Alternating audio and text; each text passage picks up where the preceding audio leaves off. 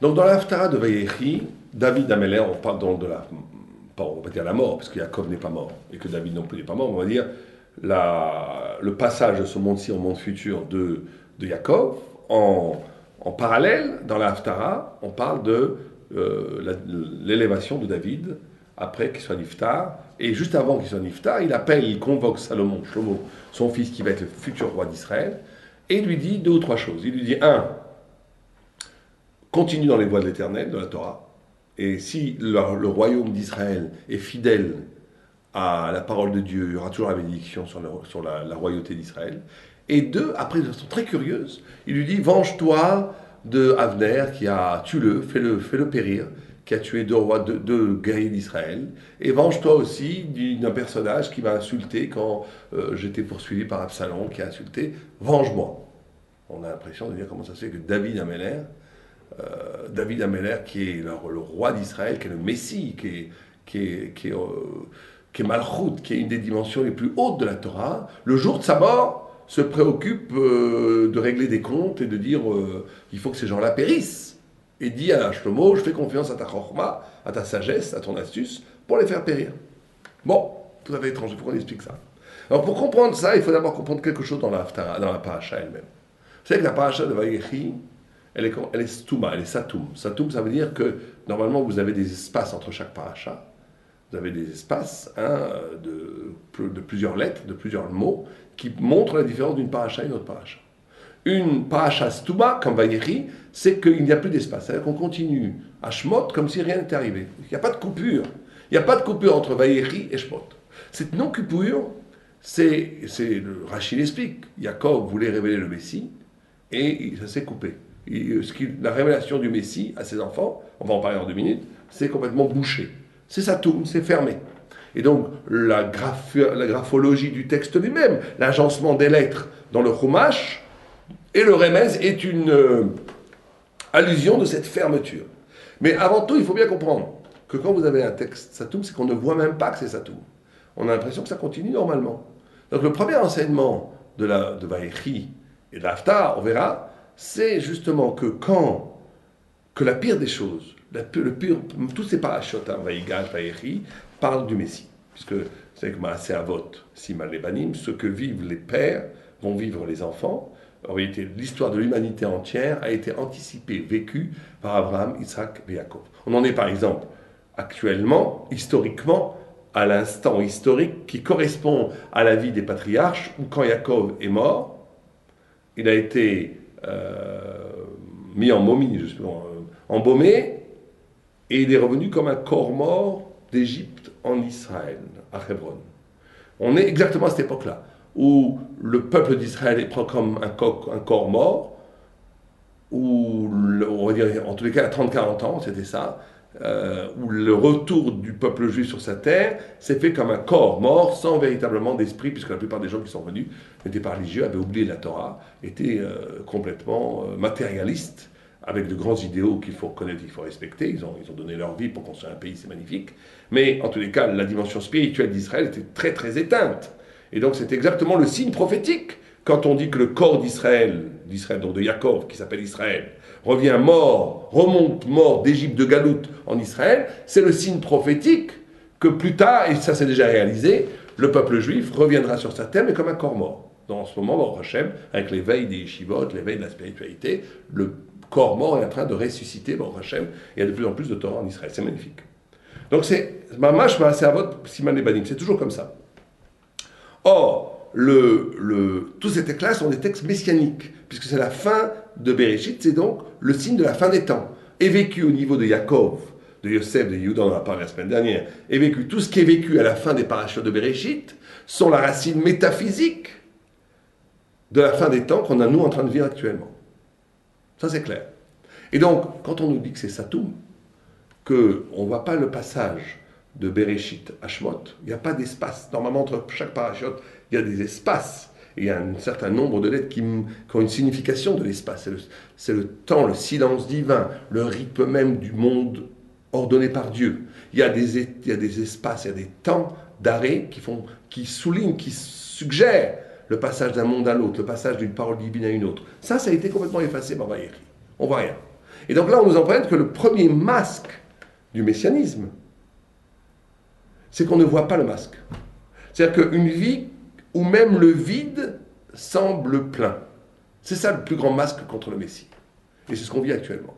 C'est-à-dire que s'il y avait une rupture, même partielle, et qu'on ne comprendrait pas ce que cette rupture enverrait, ça serait oui déjà un masque. On dit il y a une rupture, mais on ne comprend pas ce que ça veut dire. On ne comprend pas. Cette non-compréhension serait un masque, serait la masque de la vérité.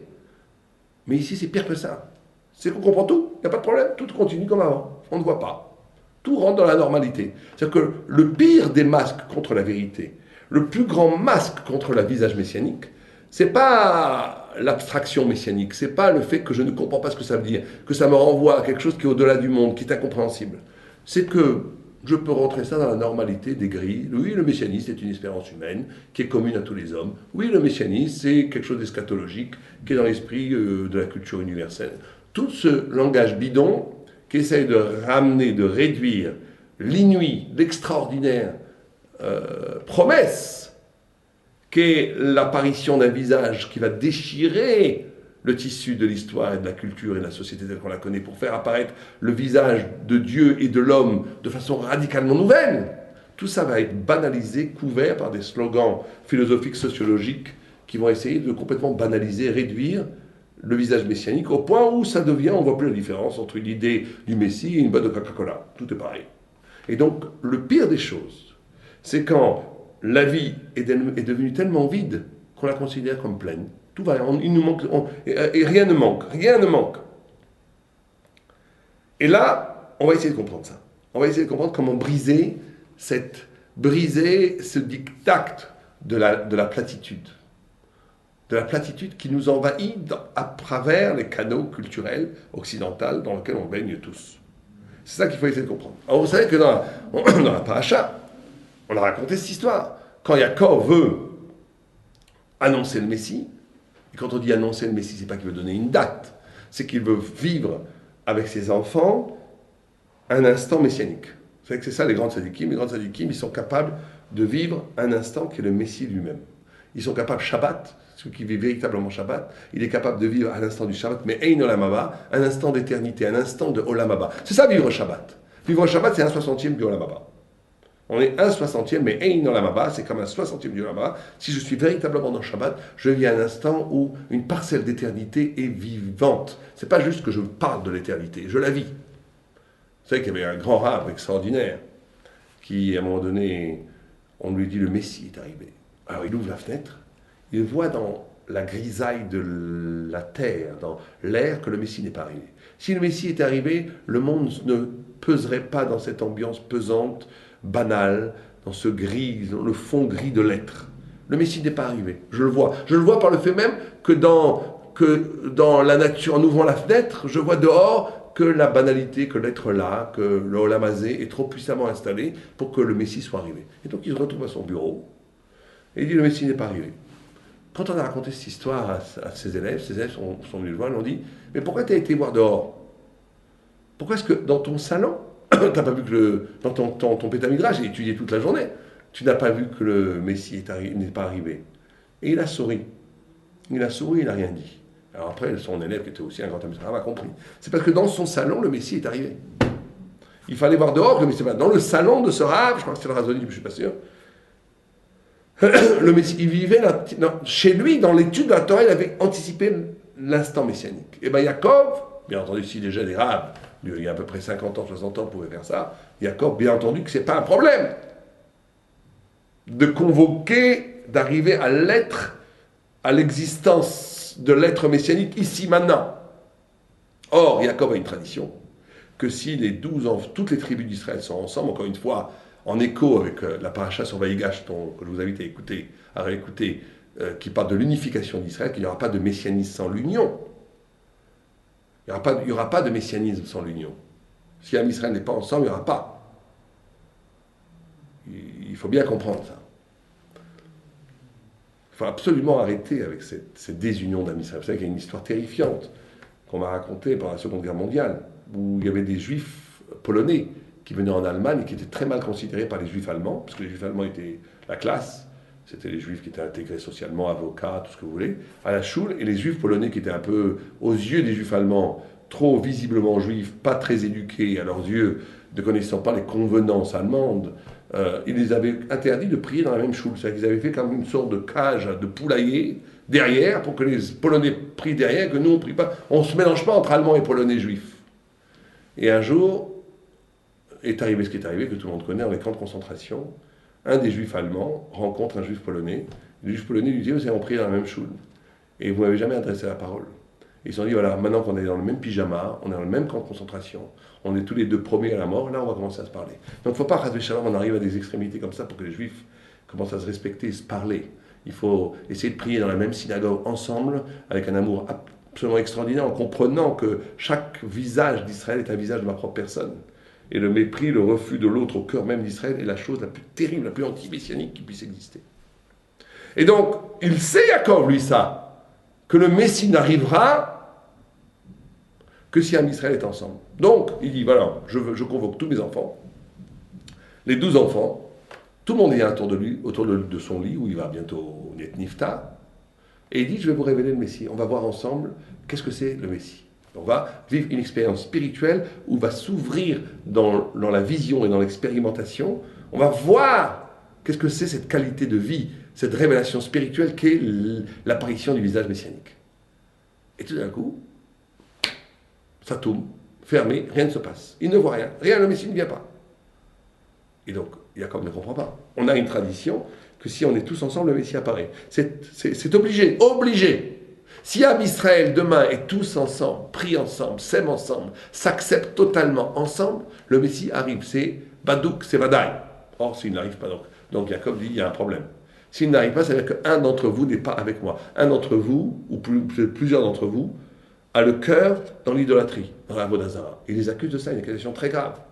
Et à ce moment-là, tous les fils d'Israël d'une seule et même voix, tous les fils de Jacob, répondent à Jacob. Jacob s'appelle Israël. Il lui dit: Shema, écoute, Israël, Hachem Elokeinu Hachem Echad. Ils lui disent tous: écoute Israël, notre Dieu est un. Nous sommes un avec toi dans la l'émouna, dans la croyance, dans la foi de l'unicité de Dieu. À ce moment-là, Jacob dit: Baruch Shem Kevot Malchuto Labaet. Et le Midrash s'arrête là. Tout à fait étonnant. Tout à fait étonnant. Puisque Jacob a dit que toute la raison pour laquelle le Messie n'était pas venu, c'est parce que un d'entre vous n'a pas le cœur avec Dieu. Quand il leur a répondu Shema Israël, donc à première vue, comme il leur a répondu Shema Israël, ça veut dire que tout le monde a le cœur avec Dieu. Donc pourquoi le Messie n'est pas venu? Qu'est-ce que c'est que cette réponse? Baruch Shem Kevot Malchuto Labaet. C'est quoi comme réponse? Il est où le Messie alors? À ce moment-là, Jacob, il comprend quelque chose. Vous savez que la kavana qu'on doit avoir, quand on dit Baruch Shem Kevot Malchuto Labaet, la kavana qu'on doit avoir d'abord dans le tour, c'est qu'on doit penser au Messie, bien sûr, Bias HaMashiach. 2, Misirut Nefesh, qu'on est prêt à donner sa vie. 3, qu'on doit détruire Amalek. Amalek étant le peuple anti-Israël, le peuple qui refuse la transcendance sur terre. C'est-à-dire que Jacob, il comprend à ce moment-là deux choses. Il dit: pour que le Messie vienne, ça ne va pas suffire d'être ensemble en juif. Ça ne va pas suffire. Il va falloir qu'on fasse un travail qui s'appelle Misirut Nefesh. C'est-à-dire quoi Misirut Nefesh? Si on veut le Messie, il faut être capable, avant tout, d'avoir une vie où le centre de gravité de mon existence, c'est pas moi. Pour dire les choses simplement. Misirut Nefesh, ça veut dire, littéralement, si on traduit, donner son âme, donner sa vie. Le Messie ne viendra que quand le peuple juif est prêt à donner sa vie. C'est-à-dire quoi donner sa vie? C'est pas qu'on va se jeter dans les ponts, se tuer, c'est pas ça qu'on parle. Misirut Nefesh, ça veut dire qu'à un moment donné, vous comprenez, c'est très logique. Le Messie, c'est la brisure du diktat, de la dictature, de la terreur du monde, casser la bulle dans laquelle on vit, la bulle audiovisuelle, la bulle politique, la bulle financière, économique, toutes ces bulles qui essayent de faire de l'homme un petit poisson rouge qui tourne dans sa bulle. Casser ça pour amener la parole véritable, la vérité divine. Or, on ne peut sortir de l'être que si on est capable de sortir de soi-même. Et on ne sort de soi-même que quand on est capable de se définir sa vie, son existence à partir de valeurs qui dépassent notre propre égoïsme, notre propre égotisme. On ne peut devenir touché à la lumière messianique que si ma vie a trait avec quelque chose qui n'est pas que pour moi. Donc première chose, Misirut Nefesh. Il n'y a pas de Messie sans Misirut Nefesh. Il n'y a pas de révélation de la vérité, de la transcendance, de l'absolue supériorité du monde, enfin de la parole de Dieu par rapport au monde, sans qu'en amont, sans que chez nous, on est attaché à quelque chose qui nous dépasse. D'ailleurs, cette possibilité d'être attaché à quelque chose qui nous dépasse, quelque chose de tout à fait émouvant, c'est qu'elle existe aussi chez des gens absolument pas religieux. Et malheureusement, chez les gens très religieux, des fois, ils ne pensent qu'à eux en réalité. Donc il faut faire très attention à ça. Cette notion de générosité profonde, de lier sa vie à quelque chose qui n'est pas de l'ordre de mon petit intérêt, elle est fondamentale pour une vie spirituelle. Sans ça, on n'est que dans l'ego, sans ça, on n'est que dans le donnant-donnant, sans ça, on n'est que dans le contractuel, sans ça, on n'est que dans la tristesse de la finitude. Et on peut avoir des papillons jusqu'au genou, ça ne change pas. Ça ne change pas. Ce qui est fondamental, avant tout, c'est est-ce que tu es généreux. Généreux, pas au sens que tu donnes ton argent. Est-ce que tu es prêt à... Est-ce que ce qui alimente le fond de ton existence, c'est toujours le souci de t'auto-satisfaire ou le souci où tu penses qu'il y a des choses plus importantes que toi dans la vie et dans lesquelles tu consacres du temps, de l'argent, de la pensée. Ça, c'est le début. Et ça, c'est la fracture de l'être au niveau existentiel. C'est la fracture de l'être qui va ouvrir dans votre vie, qui va faire une fracture par rapport au globe de l'être, du monde, qui va concasser ça et qui va amener la lumière divine dans votre vie. Ça, c'est Aleph. Wow, la Mashiach. 2, c'est qu'il faut combattre Amalek. Combattre Amalek, on n'a pas le temps d'en parler ici, mais c'est le peuple anti-Israël, on va dire, dont toute la vocation, comme Israël a comme vocation, Israël est comparé à la lune, parce qu'il est le reflet, comme la lune est le reflet du soleil, le peuple juif est le reflet de la lumière divine. Amalek, c'est un peuple incroyablement intelligent, incroyablement puissant, qui est prêt, lui, presque à mourir pour camoufler la lumière divine dans le monde, qui veut poser comme absolu que le monde d'ici bas, c'est ça la vérité. Que la vérité, elle doit être produite à partir du monde. Que tout le reste, c'est de la métaphysique, du rêve, de la poétique. Il faut se révolter contre Dieu. Parce qu'il faut affirmer une humanité qui est tellement forte qu'elle n'a plus besoin de Dieu. C'est ça, Amalek. Amalek, c'est le peuple qui va rendre l'homme Dieu.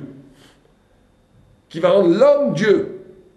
Et qui va vouloir rendre risible toute idée de la transcendance. Ils sont presque arrivés en Occident. Ils sont presque arrivés en Occident. Aujourd'hui, regardez les journaux français notamment, quand vous parlez de religion, c'est toujours avec un petit esprit moqueur. Ça, c'est Amalek. Dès qu'on parle de la transcendance, on s'en moque un peu. Ce qui existe, c'est ce qui est là. Amalek, il va falloir combattre Amalek. Et comment est-ce qu'on va combattre Amalek? Pas qu'avec l'épée, aussi avec l'épée, mais pas qu'avec l'épée. On va combattre Amalek, c'est ce que comprend Yaakov pour que le Messie puisse venir. C'est qu'il ne va pas suffire que la vérité se dise dans le Beth Midrash. Il ne va pas suffire que la vérité se dise entre nous. Il ne va pas suffire que la Torah soit vivante entre nous ou entre les Juifs.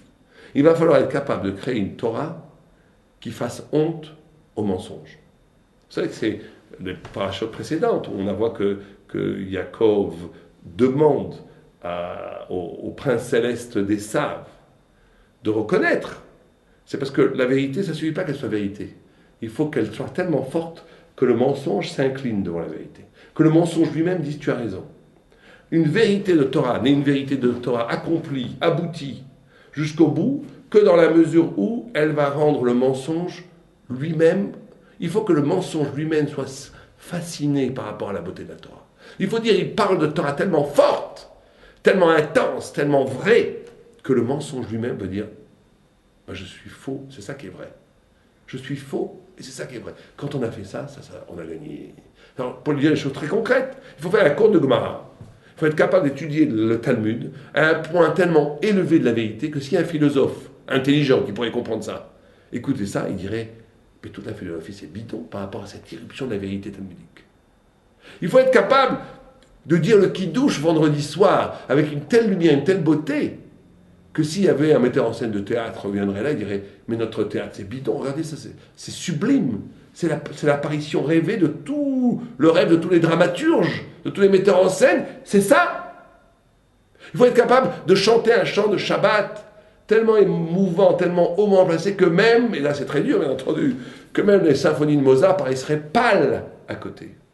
Vous comprenez ce qu'on nous demande? Encore une fois, on nous demande d'être Superman. On nous demande un niveau de vérité, un niveau de hauteur spirituelle, et la Torah a le pouvoir de nous le donner. Chas v'shalom de croire que la Torah n'a pas le pouvoir de le faire. La Torah est la vérité avant le monde, elle est donc infiniment plus haute que le monde. Donc il ne faut pas croire qu'on n'a pas dans la Gemara de quoi faire pâlir Spinoza, Kant et Hegel. En baya. La Torah donne une vie qui est infiniment plus belle que la vie qui vient de la terre. Parce que toutes ces cultures, elles viennent de la terre. Elle n'a pas de différence ontologique. Une danse de pygmées dans la forêt autour d'un arbre, qui est aussi une manifestation culturelle, n'est pas ontologiquement différente que les grands ballets de l'opéra à Moscou. Mais c'est pareil. C'est l'expression du corps esthétique dans l'homme. C'est très beau, c'est très bien, je ne suis pas contre. Mais par rapport à un kidouche dit par un rébeu qui ramène l'éclat divin sur la table de Shabbat, aucun rapport. Et le chant, qui est le chant de l'âme, sera toujours beaucoup plus haut et beaucoup plus beau que le bruit des cuivres, aussi harmonique soit-il. Il faut savoir que la Torah peut donner une dimension divine à la présence humaine qui, par définition, va dans sa fulgurance, va halluciner toute personne qui est capable de voir ça. Simplement, comme nous, on n'y croit pas, et qu'on est trop humain, trop humain. On dit le kilo, blablabla, puis on voit le vent, bon, c'est vrai qu'on voit ça, c'est pas très beau. Mais ce qui nous est demandé, c'est ça que comprend Yaakov. Yaakov comprend que la figure... Et le Messie, ça. Le Messie, c'est quand le monde du mensonge. Quand je dis mensonge, c'est pas péjoratif.